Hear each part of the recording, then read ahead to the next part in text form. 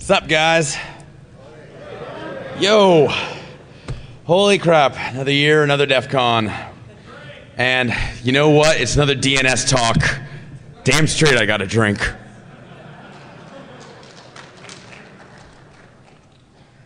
So, man, can't say I really knew what I was getting myself into with that whole break DNS thing. But the DNS root is signed and people keep blaming me for it. More importantly, it turns out that this whole DNSSEC root signing, I got to level with you guys. I pretty much was convinced any kind of DNSSEC stuff was way too much work for pretty much no benefit whatsoever. No, it's actually kind of awesome. And this talk is about why. Let me show you something kind of cool. By any chance, was anyone in this room at like my way back in the day SSH talk? Yes. You guys are the old school. So check it out. It's not like I ever stopped playing with SSH. It's a really common thing when you're managing networks, like in the real world. You're often managing some customer's network. So here's me trying to log into, root@somecustomer.org. And what does it do? It asks me for a password. Oh man, I gotta find this customer's password, call them up, have a notepad. Wouldn't it be great if I could just say, look dude, I'm Dan at remotesupport.org. I'm trying to log into you, root@somecustomer.org. Yeah, it's multiple organizations. Yeah, it's federation. Yeah, it's something we as a security community have been trying to build for a decade. Oh, wait, that just worked. Yes. And what did I have to do server side? Hey server, you allow Dan at remotesupport.org. Done. DNSSEC is a lot more interesting than I gave it credit for. We've been trying to do authentication and federation across domain boundaries for years, and with DNSSEC, with the root signed, we implemented it in about 4 hours. This is kind of cool. So we basically coined something called DKI, the Domain Key Infrastructure. It's basically PKI, but this time it actually works.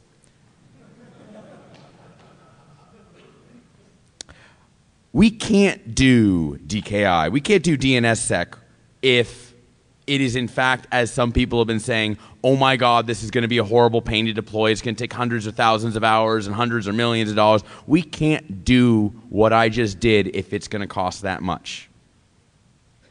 But I get ahead of myself. There are 4 audiences for this talk, 4 groups that I think are in here. The user, the buyer, the builder, and the breaker. If you are a user, if you are someone who just wants your computer to work right and you're here because you're interested in what that means, I think the entire security community owes you an apology. We have been promising so many things for so many years.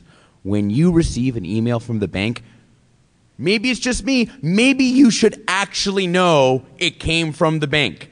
Telnetting into port 25 still works. This sucks. So I apologize. We failed you. We ask you too many questions. We make too many demands upon your memory, and we blame you. I was in a session earlier today where all I heard about was how users require education, as if it was their fault. No. We have failed to give you what you need. And it's not because we're lazy or stupid. It's because we haven't had the foundational tools required to deliver a more secure experience. If you are a buyer, and don't be offended if you're not a buyer for the market terms, but let me give you the bottom line. Budgets are going to go up because this stuff actually works. 10 years ago, we tried as a community to deploy public key infrastructure. There was a whole bunch of hype about how this technology would finally free us from passwords. It's 10 years later, passwords ain't gone away. Now, our stuff from 10 years ago did not work, but it's not like we have any less need for strong authentication. Our belief, our hope, is that DNSSEC through DKI is the way that we're finally going to achieve all the promises of PKI. Now, if you are a builder, if you are someone who makes security products, we are all tired of your crap that doesn't scale. How much stuff have you sold that sits on shelves because it worked in the lab, It worked enough for the initial sale. And you ever notice how like 6 months later, the customer doesn't call you back and talk to you ever again? Yeah, that's kind of been the story of the last decade, hasn't it? A lot of crappy products have been shipped. A lot of devices have shipped with no authentication whatsoever. A lot of sacrifices have been made. You know, one of the things you find with SSL certificates is the browsers care and everyone else just says, wow, this is hard, I'm going to turn that off. Half of all certificates on the internet don't even pretend to offer security. There's only about 1 million certs on the net, period. So it's like all the possible internet endpoints, we're running out of 4 billion IP addresses. We don't even have 500,000 secure endpoints. This is a failure. However, it's also an opportunity. It means we can do better. But the most important group here, and I think actually the majority of the people here, are breakers. You know, most people in technology believe code is secure until proven otherwise. Yeah, you all know better. By default, software is pretty much generally going to be broken.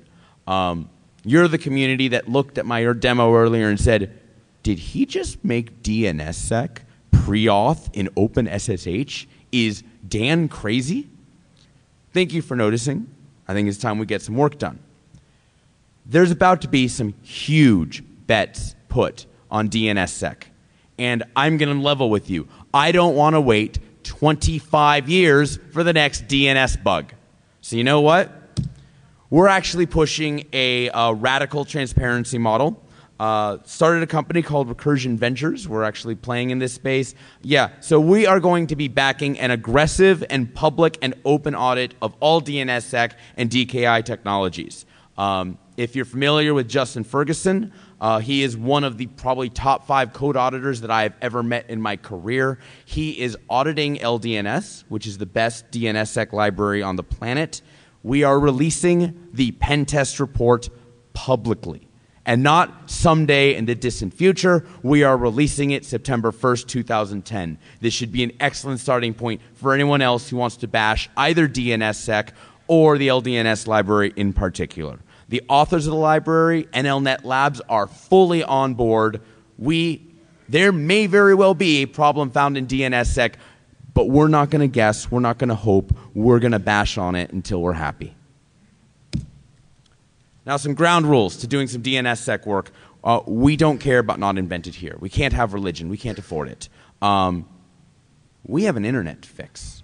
That means we have a problem that's bigger than any one person, any one organization, any one community, or any one country. We don't care about style. Skype's law is basically, you know what? We security people really bungled up the internet in 2001. We kind of froze it in time. You get HTTP and you get HTTPS. And deal with it. I like elegance, I like theory, but I like stuff that actually works. Not just barely. Systems that barely work are barely deployed. Now there's a corollary. We can't care about historical precedent. You know why? Because it's not like it's actually been working particularly well. We're going to have to do things differently. Or, you know, we can just keep failing for the next 15 years. We do care about operations. We do care about that IT guy that actually has to wake up at 3 in the morning if the stuff fails. We are not going to secure the internet by calling people lazy or stupid. To be fair, that does define us as intelligent and industrious. Great for our egos, crappy for the internet. We are not going to win through moralization. Don't wag your finger at someone and think it's going to change anything. You're really not going to win through regulation, because let me tell you, without naming names, I've seen a lot of certifications and I've seen a lot of compliance programs, and I haven't seen a lot of competence in any of them. We're going to win this. We're going to win this the old-fashioned way. We are going to deliver a better product that works better, works cheaper, works faster, works easier. It is not like the status quo security is exactly inexpensive. There is better that can be done by actual, genuine people want to run it. What if it's not? What if you don't think of security as something you bash people over the head with? What if you think of security as, man, this is actually kind of awesome? That is the goal of this talk, to show you DNSSEC for all the hype. Wait a second, I can build something with this. So some timelines. 18 months ago, everyone pretty much knew all of DNSSEC was crap from an implementation side. But 18 months ago, we basically said, okay, yes, it's crap, but this protocol that's gone through IETF for 15 years is actually not bad. It can be done safely, securely, easily. Well, we live in the future. We look at what we have, and not just what the work we're doing. We have 3 open source servers that are pretty good. We have 3 commercial servers that are pretty good. And pretty much any company in DNS is basically saying, man, don't worry about it at all. Just tell us what you want and we'll do it for you. This is good. From a market perspective, this means lots of people are in this space. This is a stable technology. I'm just here to tell y'all, they can do what they're doing. This is where it's going. So first off, let me explain DNSSEC to you. It's not actually that complicated. In normal DNS, you ask a question, you get an answer. Or you ask a question, you get a referral. So you ask Alice, hey, what's Jenny's number? And it says, I'll ask Travis. Travis said, go to Travis. Hey, Travis, what's Jenny's number? Says, ask Charlie. You ask Charlie and get apparently the wrong number for Jenny. What is Jenny's actual number? She keeps giving me the wrong one. So with DNSSEC, it's really quite similar. You ask a question, you get an answer and a signature. Or you ask a question, get a referral and a signature. Now, is it really that simple? Mostly. Referrals now contain new keys. Before, you were just told where Travis was. Go ask Travis. He's down by the water fountain. Now you're told how to recognize him. Oh, yeah, he's the skinny white dude in dreadlocks who's, now the new chief hardware officer of Recursion Ventures. So welcome, Travis Goodspeed. Computers can make stronger identifiers than people can, so we use cryptography. But it's just the same. Everyone always says, I don't understand public key cryptography. Look, it's really easy to recognize a face. It's really hard to smash your face to look like someone. That's asymmetric public key cryptography. Done.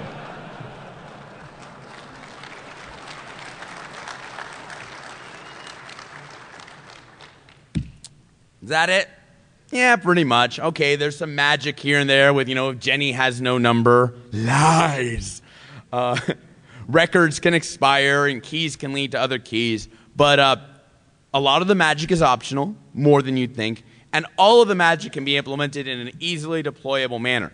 Now, yes, the easiest thing to do is to call up some managed service provider and just say, hey, go do it. But, failing that, I have heard estimates that deploying DNSSEC could take 100 hours of consultant time per domain. Let me show you how we would... I'm not doing a live demo in the middle of Defcon. Hook up to this network, are you joking? But this is what it would look... You're just going to have to believe me. This is DNSSEC made so easy to deploy, you could do it on stage at a conference. So, first thing that we have, and I apologize that the text is small, first thing we have is your standard little name server. It's got, 10 or 11 domains. They're very small and whatnot, very simple, kind of thing anyone might have. Okay. Step 1, change the port on the DNS server from 53 to 50,053. Step 2, launch Freebird, the Recursion Ventures DNSSEC server. Note the lack of options or configurations or anything. You just run it. Step 3, there is no step 3. You're done.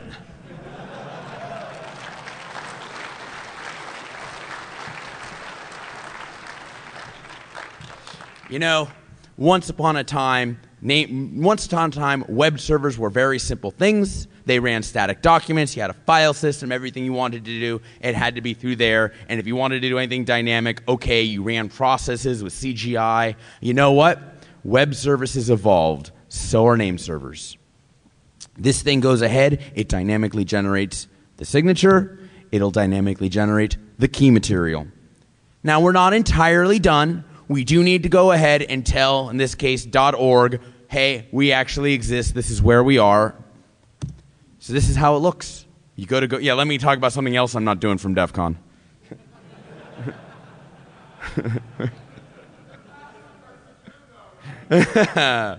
So we go to GoDaddy, say, hey, I got remotesupport.org here. You go to name servers, you hit manage DNSSEC, you paste in this little record, you do a simple lookup, it comes back against the Freebird server, gives you the hash to put in. You say, go ahead and do it. You got to wait 30 seconds, and then you're done.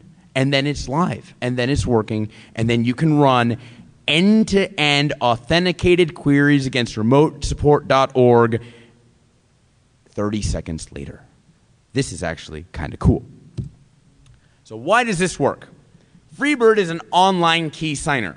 Like SSH, SSL, and IPsec, it depends on a signing key being available whenever requests come in. There's an alternative where a magic key sits in a vault and you truck it out every once in a while. You alter things in DNS. In our real-world networks, we're changing stuff in DNS all the time. Freebird, for performance reasons, actually has a cache. So when it applies signatures to some records, so a record might be, this IP address is, the IP address for foo.com is 1.2.3.4. Or, I don't know, the certificate for foo.com has a hash of AABBCCDD. Freebird will see responses come back and will sign them so that 1,000 requests for the same name will not cause 1,000 hits to the encryption engine.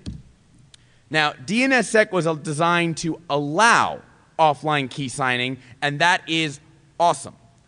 The two reasons why this is the case are, first, DNSSEC is old. I mean, DNSSEC was started in the 90s where high-speed processors and cryptographic accelerators simply weren't the kind of things that were available. Also, DNSSEC needs to operate at scale. So it needs to be able to simultaneously support the smallest of the smallest name server to the root operations that have a maximum security requirement to COM, which is just enormous. But not every server should be run like the root. It's a big deal that everyone can be, but that doesn't mean should be. Because the reality is, the biggest thing that made DNSSEC such a miserably complicated thing to deploy was having to do some massive pre-computation phase. When you have some massive preload happen, it turns out empirically protocols get orders of magnitude more complicated. And the best example actually is PGP or GPG. The amount of work that those code bases go into to managing their key rings are literally 95% of what's going on in there, with the other 5% being encryption, decryption, signing, and validation. It's enormous, and by going online, you get rid of the complexity. Now, there's some precedent here. We did not invent online key signing. I mean, look at all those other protocols. DNSSEC has been quietly including support for this design strategy for years. Ben Laurie is the guy behind it. Behind at least some of it. There's even another DNSSEC server that does this sort of lazy signing. That'd be Power DNSSEC by Bert Hubert. What Freebird has that's kind of interesting is that it uses the existing DNS framework, whatever it may be, and enhances it with DNSSEC responses. So it's just a proxy. It sits in front of your systems like a lump in the wire, and it signs. That means there's no operational impact. You manage your DNS just like you always have. There's no configuration. There's enough information in a DNSSEC request-reply pair to figure out everything that is needed in terms of the signatures involved. I wasn't sure it was going to end up that beautiful, but it turns out, yeah, it totally does. And it always returns the right answers. So you can have the world's most complicated name server that is like trying to return video over DNS, and I'll still sign it. No problem. Implementation notes. Today it's a UDP port forwarder. You've got to change the DNS port. If you don't even want to do that, sometime in the next week or two, I'm going to implement what's called Linux mangle table support. The name server will think it's sending an unsigned response, but something magic will happen in the kernel, and it'll be like DNSSEC on, DNSSEC off, DNSSEC on. So this stuff is fast. Don't look at me. I just wrote a few lines of code. The Linux kernel developers and lib event developers are awesome. Niels Provost is a badass. With a few hundred lines of code, you can today write a name server that will support 60,000 queries per second on stock hardware. Now, if you want to understand how fast 60,000 queries per second is, only a few years ago, that was all the queries that .com received in the world.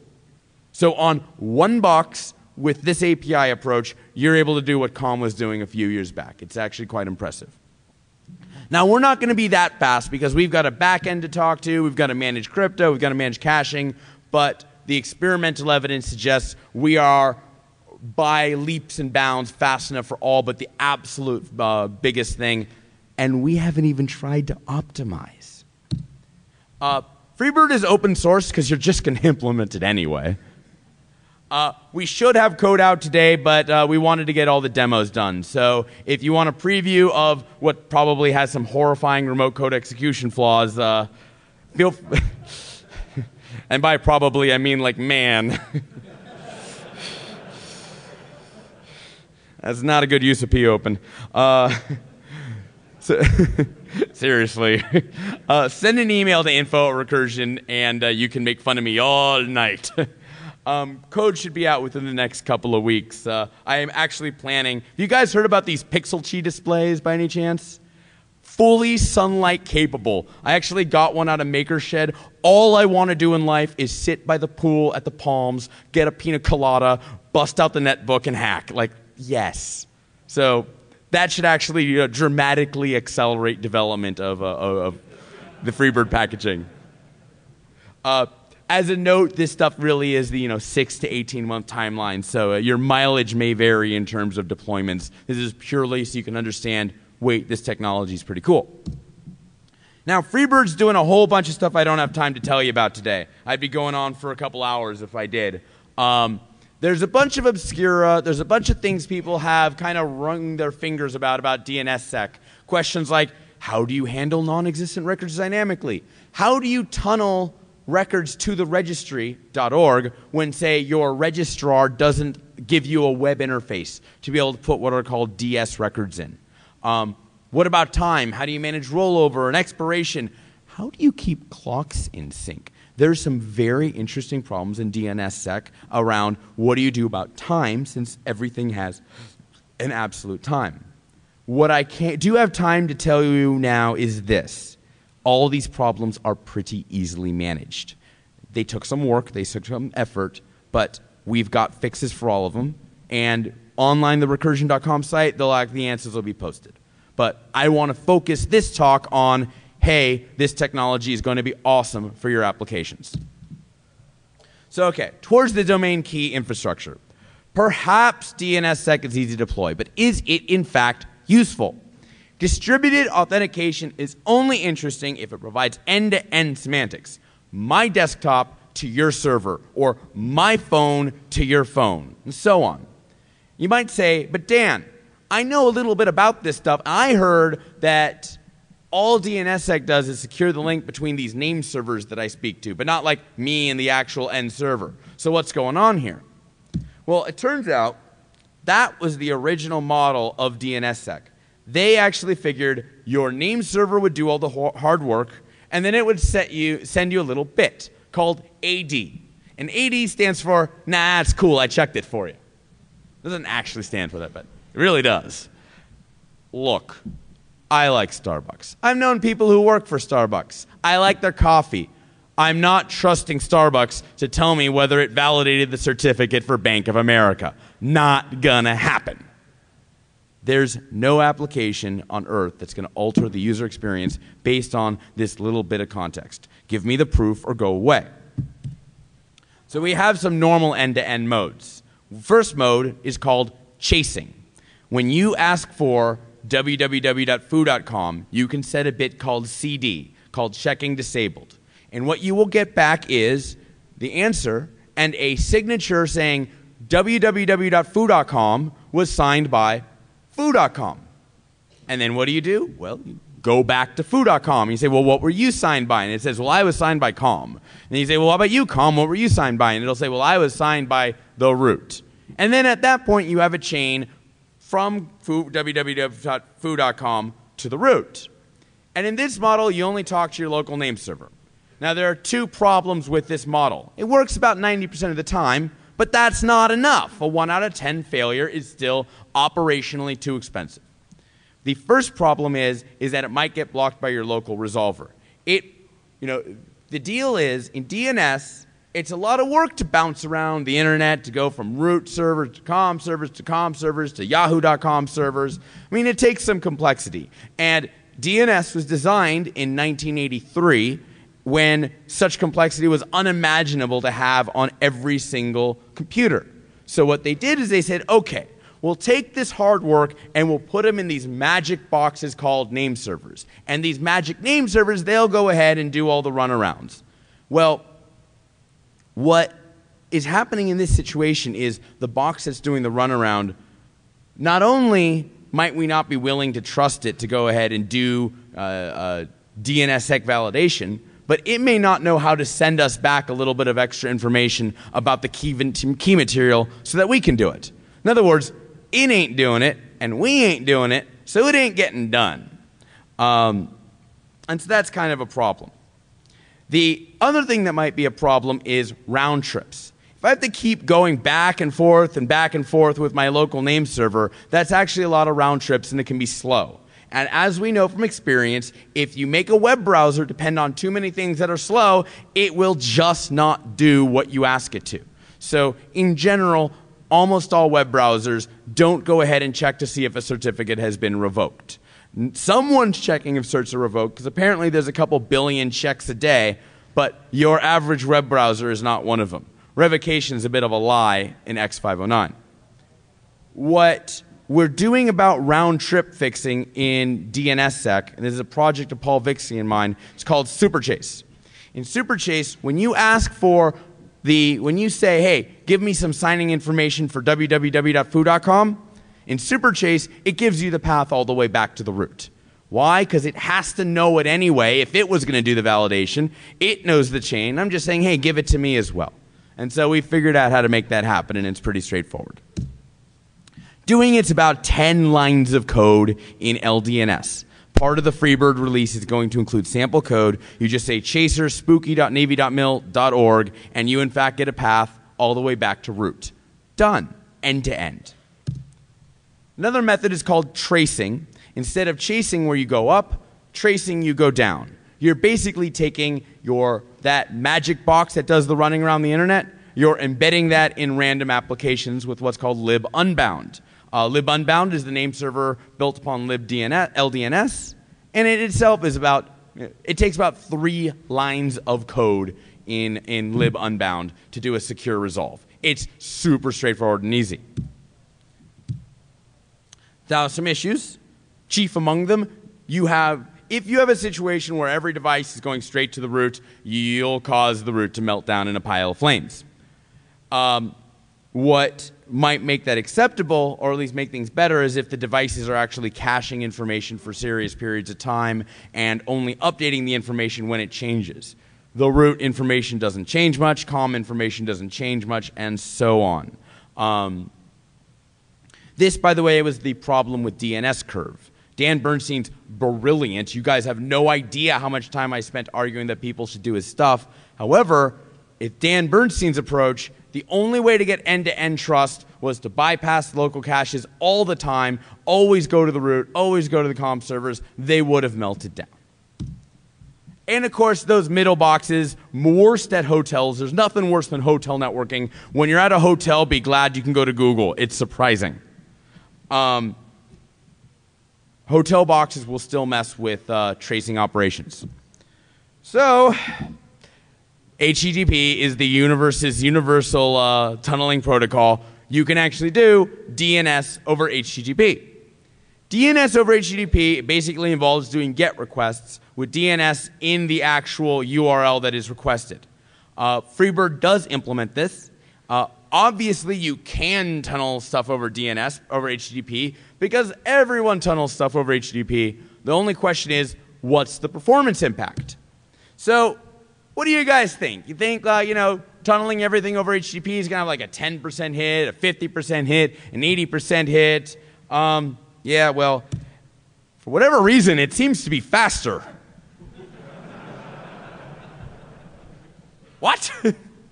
Yeah, no, 3,200 queries per second with UDP and 4,000 with TCP. Paul Vixie thinks I'm wrong, thinks there must be something wrong with my tests, and that's okay. You know, the quote goes, being wrong just means the world is more interesting than you thought it was. But even with a significant penalty, super chasing over HTTP should be a, if all else fails, get me this information approach that we need. And so we're actually going to go ahead and start running a DNS over HTTP endpoint on the internet within the next couple of weeks so that the libraries that are out there, if all else fails, can always get stuff resolved. Because that's the only way we're going to get to 100%. Wrapping. So I talked about chasing, I've talked about tracing, I've talked about chasing, tracing, packing. This is wrapping. And wrapping is an idea of this crazy Kiwi by the name of Brett Watson. And what Brett said to me is, you have to be willing to separate the content of DNS from the transport of DNS. Now this was a fairly profound point, and it led to an interesting concept. If you look at X509, X509 certificates always contain hi. This is a certificate for www.foo.com, foo.com that's signed by Verisign or Thought or GoDaddy or whoever. So there's a chain back from where you are all the way up to some trusted certificate authority. X509 can also contain the DNSSEC chain. SSL's already moving X509, so we do DNS over X509 over SSL. You know what totally passes through hotel mini boxes? SSL. Also, we get really high performance because it's delivered in line without any kind of external query having to happen. Now, to implement this, what you have to do is you have to do just like Superchase. You have to extract all of the keys necessary in order to resolve a zone. And then you have to shove it into an X509 certificate and validate it during the actual certificate validation. Now, this would have been a lot of work for me. So, Adam Langley at Google may very well have sent me a private, unofficial build of Chrome. Yes. That is getting HTTPS. It's got the lock. But when you look inside, that certificate has a DNSSEC chain enabled, full DNSSEC inside of Chrome. What's up? So I want to be clear, this was private, this was unofficial, this does not at all represent a commitment by Google to DNSSEC, DKI, or X509 certificate embedding. This is just Adam and I seeing what was possible. So with that, I think it's a good idea to start talking about actual applications. Where do we implement DKI? What I showed you at the beginning of this talk was SSH, specifically FreeShell, a federated identity system for OpenSSH. It's based on the idea that end nodes should authorize and validate identities and not public keys. You are not P times Q. You are at least an email address. Today, the way that this works on the server is you go to the authorized keys file and you provide a list of email addresses that are allowed to log in.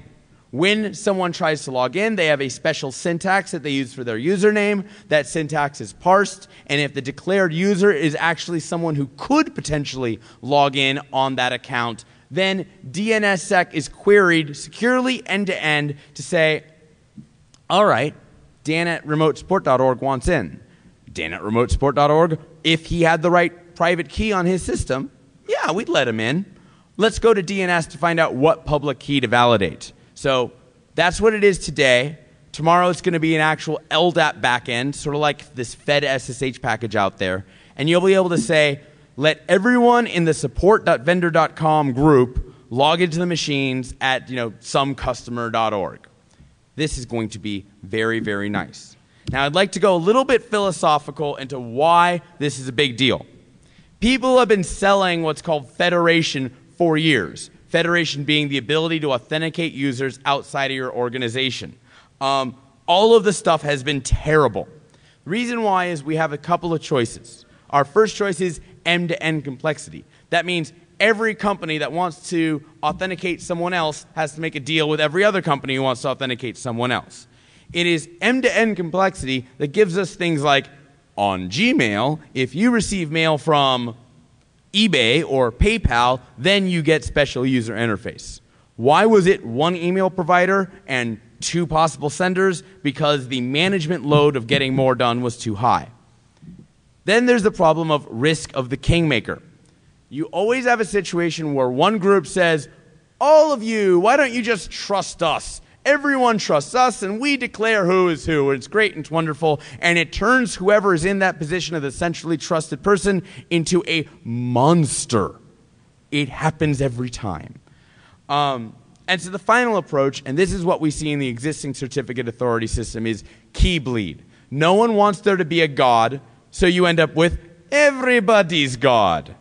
It's not any better. What is interesting with DNSSEC is that the DNS root is run by ICANN. And for all the controversy of ICANN, this is a group that is massively constrained. They are constrained by a technology that delegates as soon as possible. They are constrained by politics of the worldwide nature that you cannot imagine. ICANN getting things done is a tremendous amount of work. That is not a bug, that is a feature. That means you have a neutral overseer. Net neutrality began with ICANN, of all places. It's kind of crazy. So what do you end up with? DKI gives us federation that actually works, because you have the trusted root that the technology needs, but you have the controlled root, the managed root, the governed root that the politics require. So what do? We're going to go ahead and manually hack in LDNS or libunbound into each package one by one by one? Well, you know, maybe that might be useful for some things. It's definitely a way to get the best application integration. But you know, Linux and Unix, everything's using OpenSSL. Specifically, the OpenSSL call x509_verify_cert. This is a nice and self-contained library call. What could we possibly do with that?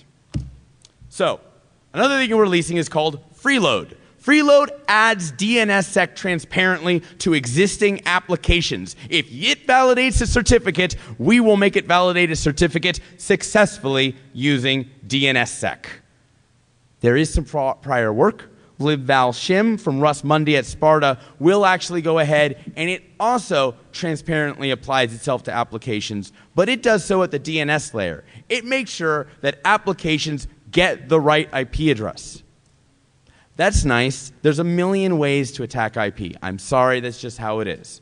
The other thing that Russ Mundy's code does is it assumes that if you're validating for www.foo.com, obviously you have the foo.com certificate, because when this code was written, the root wasn't signed. With Freeload, Freeload is operating at a different layer.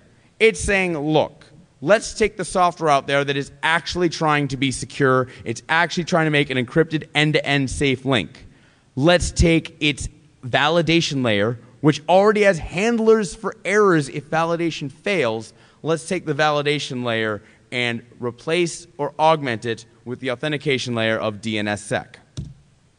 So for example, you ever gone ahead and used these command line web tools and said curl some address, and you get back, this big error, and the last line, of course, is, if you'd like to turn off curl's verification of the certificate, use the -K or -- insecure option.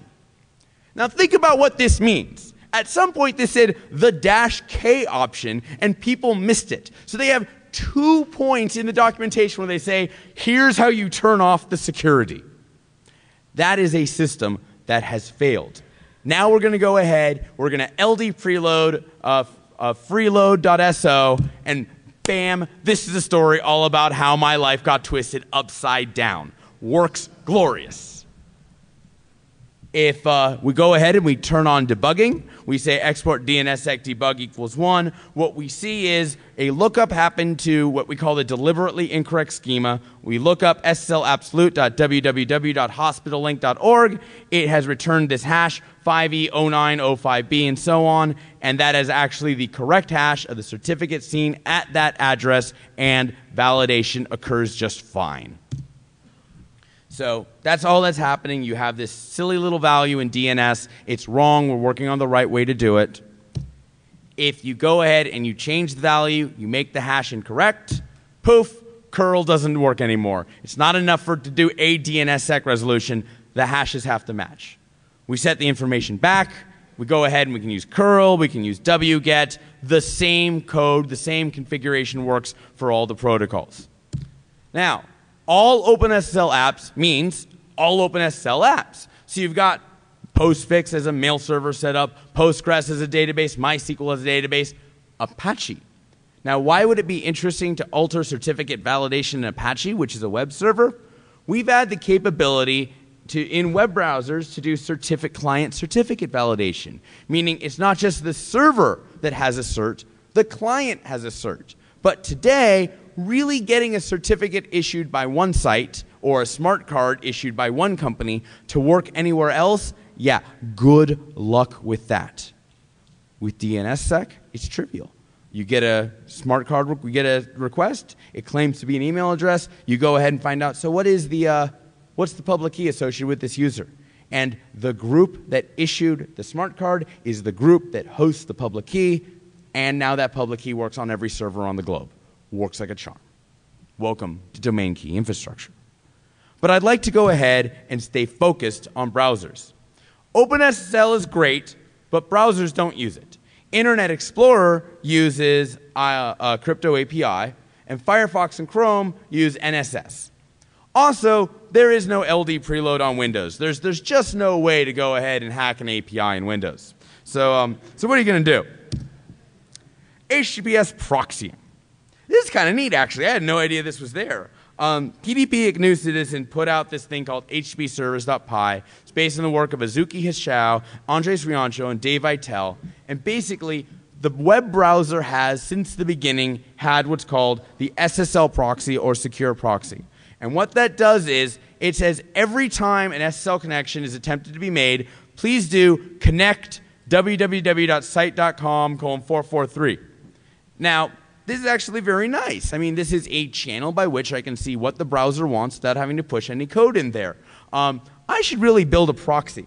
So we built a proxy. It's called Foxy. It is a remote validation proxy for production browsers. Basically what you do is you provide the browser a custom root certificate. So the browser knows, okay, you know, I'm going to trust whatever this random piece of code tells me. When the connect line comes in, we know the domain the browser is expecting to authenticate to. It's pre-declared to us. So we basically gin up a certificate at that point. We allow the connection to come in, and then we hook it up to an SSL connection of our own out to the internet. Now here's the thing. We are not actually going to certificate validate the cert out there. So we don't want to make these connections unless they're good. We're outsourcing certificate validation. We're not disabling it entirely. However, since we're outsourcing certificate validation to OpenSSL, and OpenSSL is running freeload, we inherit DNSSEC for nothing. And just so you see what this means, there's the browser lock from DNSSEC in Internet Explorer.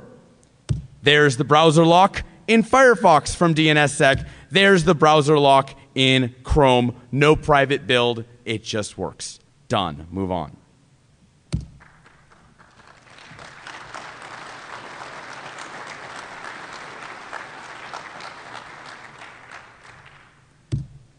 Now here's a neat trick. This is a bad idea of old style. There's something very interesting we can do once we've outsourced validation.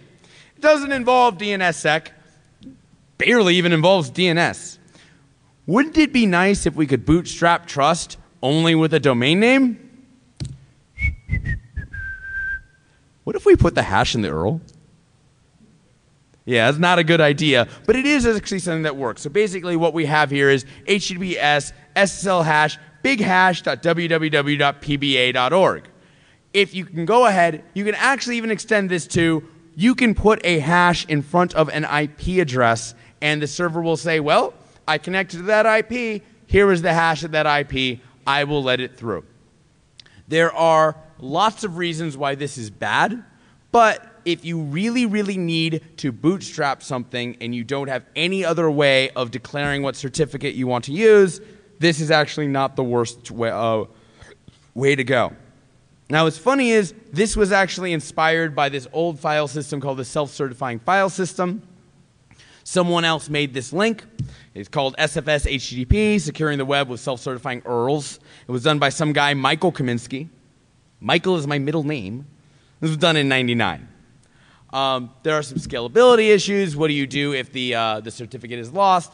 But like I said, there are some situations where I think it'll actually be really useful to be able to say, please bootstrap your initial connectivity. Here's the URL. And by the way, the URL contains the hash of the identity you're speaking to. And hey, it doesn't have to be a good idea. Sometimes it can just be cool. So, around this point, you might be thinking, now is the time to get rid of the certificate authorities. No. The CAs are, in fact, more critical than ever. There are domains, www.bankofamerica.com, procterandgamble.com, and so on. And there are brands, Procter & Gamble, Yahoo Incorporated. Domains and brands are not the same thing. If you go ahead and you look at what the CAs have done to actually offer value, they have gone ahead and done a program called extended validation where they will say, this isn't just bankofamerica.com, this is the Bank of America Corporation. That's great, because that is something DNS is not going to be able to do. Extended validation has some problems. I can't go into full depth. If you want to know more, look at Mike Zussman and Alexander Sodorov's SSL rebinding attacks from Black Hat last year. And the basic problem is EV only protects you against phishing attacks if EV only protects you if the attacker doesn't have a non-EV cert as well. So a bad guy who goes to Lens Certificate Check and gets a certificate for www.bankofamerica.com, he can go ahead and interfere with green bar communication. That's just the nature of the technology. But DKI fixes this. DKI has what we call the exclusionary property. When your DNS domain is registered through Enom, GoDaddy cannot interfere with it. When your X509 certificate comes from VeriSign, GoDaddy can. It's because there's no actual link, no actual forcing function saying when VeriSign's got a cert, GoDaddy can't. But you do have that in DNS. So what you can do under DKI systems is you can say the only canonical certificate for www.bankofamerica.com is the extended validation certificate issued by VeriSign. And any other certificate, I don't care who it's signed by, that cert's not valid. That ends the EV attacks. And while, yes, there are attacks under EV where there are, say, invisible subdomains, things from content distribution networks that load stuff, we can go ahead and we can use the same stuff. It is, in fact, cheaper to deploy a DNS record with those submachines SSL certs than it is to go ahead and get SSL set up on them normally. So exclusion works there too. Before we finish, I do believe that we promised users we would do something about email. Now, I don't know about you guys, but I am sick and tired of trying to find people's PGP keys, and worse, just sort of assuming that what I get back from the key server is valid. Wouldn't it be great if you could securely retrieve them via DNSSEC? Well, we've begun a project. It's called FreeGP, and it actually is porting end-to-end DNSSEC lookups to GPG. You might notice this is a little hideous. I've had to type echo foo, GPG, no default keyring, temp, GPG, random, encrypt, armor, auto keylocate PKI, -r, test@pba.org. It's so user-friendly. GPG really does not want to be patched to do this. It has a bunch of DNS code in it. It's only present on the encryption side. The amount of rework that's going to be necessary to make this happen, effectively, this work needs to be done inside of Enigmail. It's hideous. But, all right, I started it a little. Then I went ahead and looked at anything else. DKIM.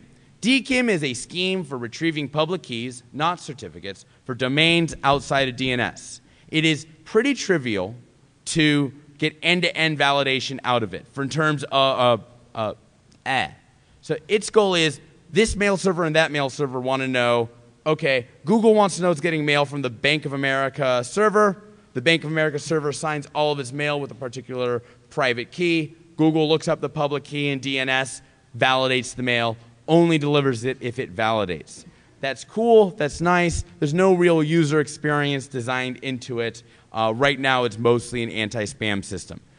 Super trivial to do DNSSEC with it, and IETF is looking at making that happen, but I'm not really a fan. I want there to be a user experience. And the best user experiences out there, and that ain't saying much, is from S-MIME. S-MIME is the email encryption and decryption buttons you see inside of Outlook and inside of Thunderbird. There claims to be a plugin for Gmail. It doesn't verify. It's dead to me. S-MIME has some key management problems. This is an understatement, but of course it has key management problems. It's based on certificates. Even if you have the greatest enterprise CA in the world, meaning you have wonderful systems for sending email and getting everyone in your organization to have certificates, S-MIME has a problem, which is some cheap little shop on the internet has root certs, and they will go ahead and ship a cert for any email address if DNS tells them they're supposed to.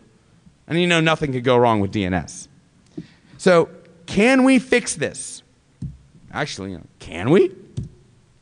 We are able to hijack OpenSSL because of LD preload. We are able to hijack the browsers because of secure proxy. How are we supposed to hijack Crypto API? The only extensibility point inside of Windows that we could find lets you reject certificates but not allow them. It doesn't let you say accept a certificate that's self-signed. Now we could write an Outlook plugin, but who wants to do that?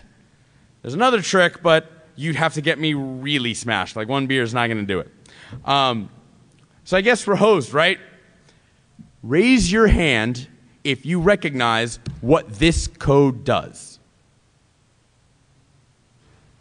Anyone?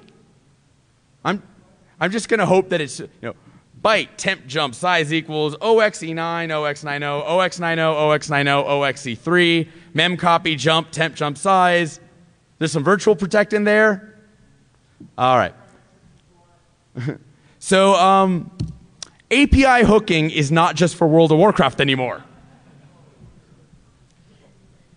Yeah.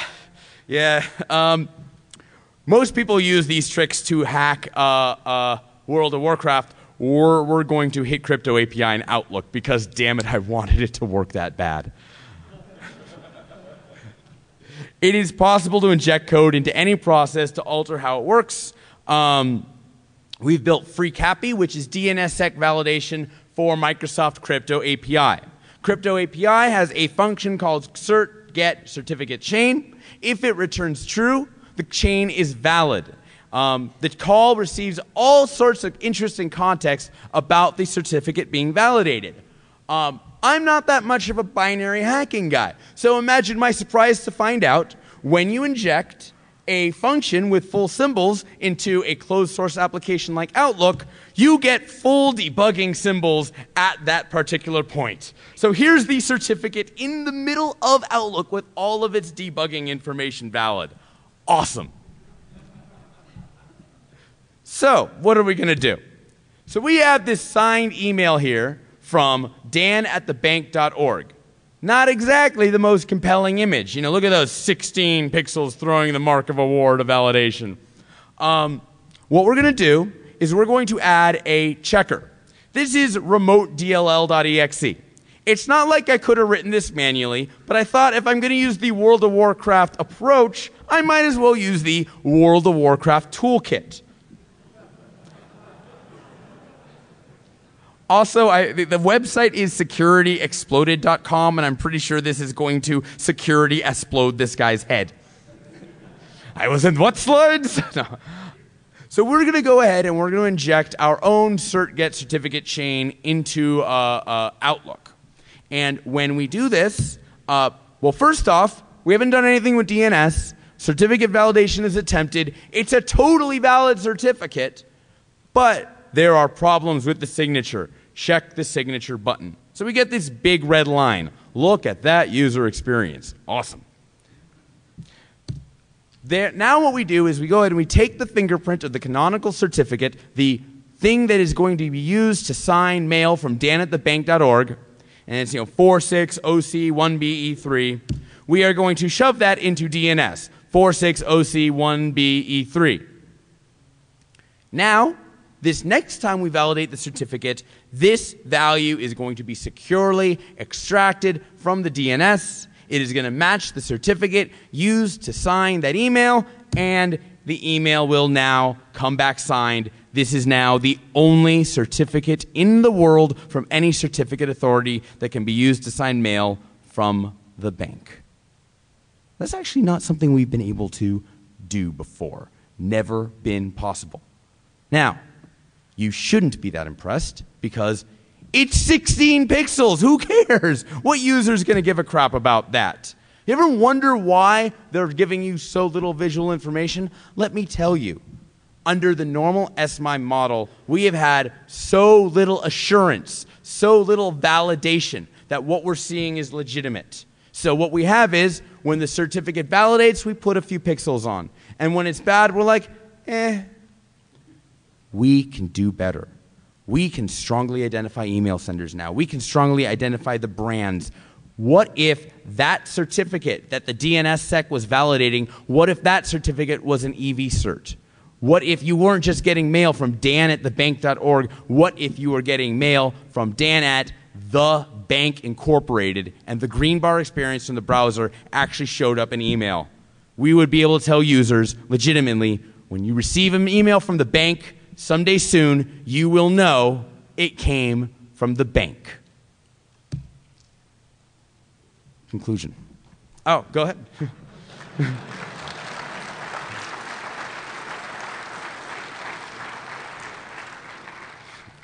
So, DKI is coming. Get on board or don't, but here's what we're delivering for you to see. We have shown you that DNSSEC can be deployed in 2 minutes.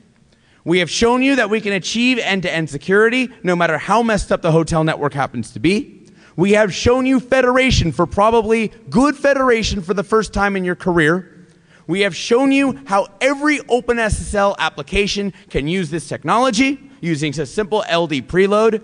We have shown how real browsers are going to have real useful experiences with this tech. And we've shown you how certificate authorities and extended validation are going to combine with DNSSEC to finally give us secure email. That is what I've got. Get to work building, get to work breaking.